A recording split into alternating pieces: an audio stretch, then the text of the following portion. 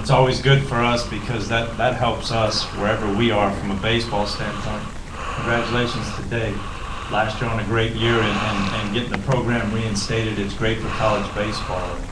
I think I'd really like to thank the media as well.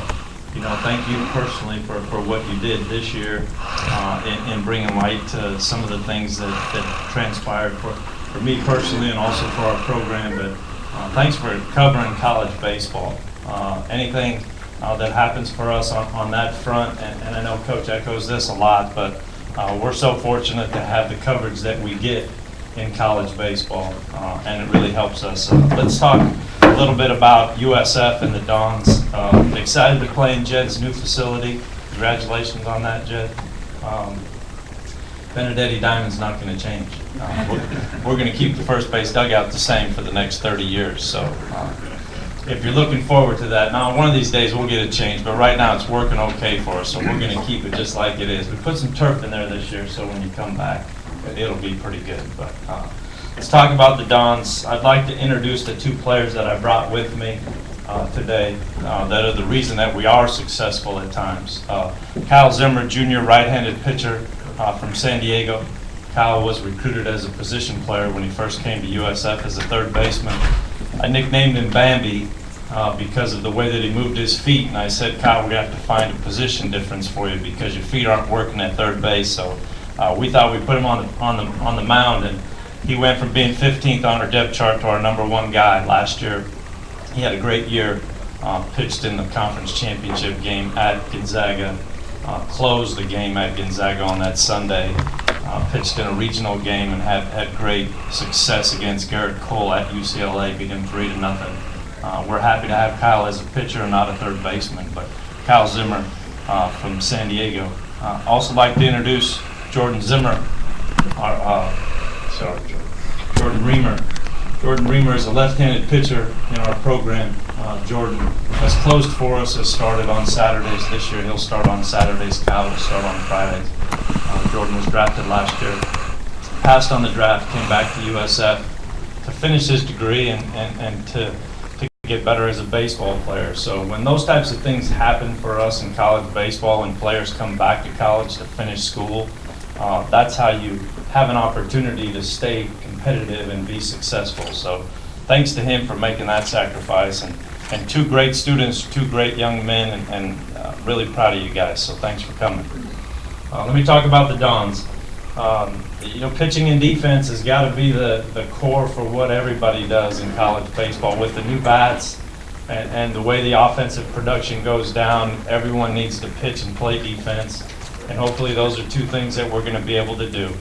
We're going to pitch with Kyle on Fridays. We're going to pitch with Jordan on Saturdays. We're going to probably pitch with Alex Bailog, a kid from Mitty, who's a sophomore, on Sundays. And then we'll close with two young players, Christian Cecilio, kid from Bellarmine, who's a freshman, and we'll also close with Abe Bob, a redshirt sophomore, kid from Colorado. Outside of that, I like the depth that we have, right-handed, left-handed.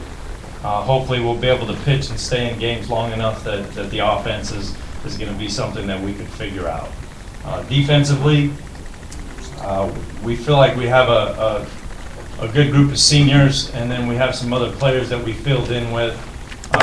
Our catcher is a senior, Mason Morioka. First baseman is a senior, Nick Bailog. Junior second baseman in Jason Mahood. Senior shortstop, Aritz Garcia from Spain. Senior third baseman, Adam Clear, who started at shortstop last year, broke his finger. We moved him to third base. He's been hobbled with a knee injury, so if he stays healthy, he'll take the duties at third. We're excited about that. We have a senior in left field, Ted LeMasters. We have a junior transfer from College of San Mateo, Justin Maffei, Sarah High School, that'll start for us in center field. And then we have Kyle's younger brother, Bradley Zimmer, drafted player, good player, left-handed hitter, right-handed thrower as a freshman, and he will be in right field. So I think if you stayed with me throughout that, our brother tandems are something that are of interest to us, Nick and Alex Bailog, one first baseman, a right-handed pitcher that's a starter, Kyle Zimmer, our Friday starter, and his brother Bradley in right field. So we're really lucky to have the brother tandem there. But like I said before, I think the biggest thing is we're going to have to pitch and play defense. And that's what you're going to see in college baseball. The thing of the home run, and we had a kid go from 17 home runs to 3 home runs last year when the bats changed. So Jed's comment about moving back 10 feet, you really see that. We go through scrimmages sometimes and we get one hit, and I guess I'm the hitting coach, and I like to fire myself every day at the end of each scrimmage after 18 innings of watching our guys scrimmage and scoring 1 run and getting 3 hits. We could either really pitch or we can't hit, or hopefully it's a little mixture of both of those. But the bat has really changed the game, and it'll be good. It'll be good because the games will be quicker, and there'll be some skill work, and you'll have to bunt and do some different things. But I tell you where I could use some help from the media. On March 31st, we play the AT&T Dante Benedetti Classic. We play that at AT&T Park. It's the 8th annual. We play San Diego there in a morning game, and then there's 2 high school teams, St. Ignatius and Sacred Heart, who play after us in the Bruce Mahoney game. And that's the thing that will help us as far as gaining some exposure here in the Bay Area, and also gaining exposure to high school and college baseball. I have a son that's a junior at St. Ignatius that plays in that game after, so it's an opportunity for me to finally watch him play one time, being a college coach. But I could sure use your help in publicizing that game and getting any of that information. But that's the season. Again, thank you for being here, and thanks for the support. Eric, Coach, just wanted to ask, how is your health holding up? Yeah, good. The first 6 weeks in the recovery was great. But ever since then, I've never noticed it. I've never spent a different day.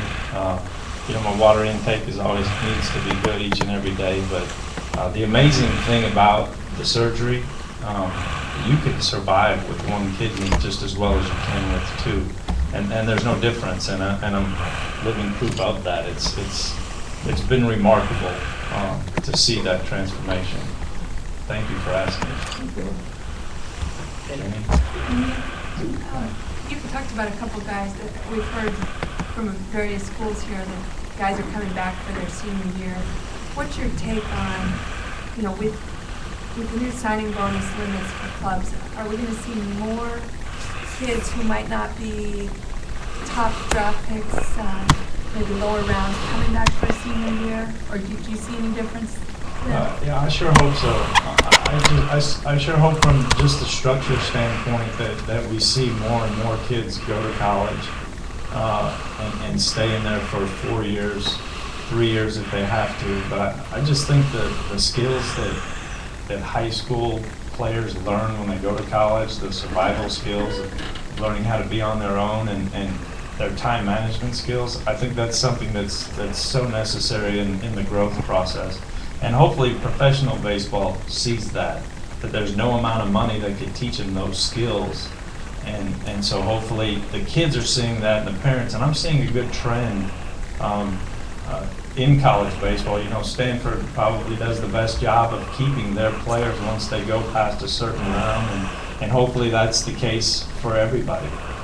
With Jordan coming back to school, that was wonderful for us, and I think that's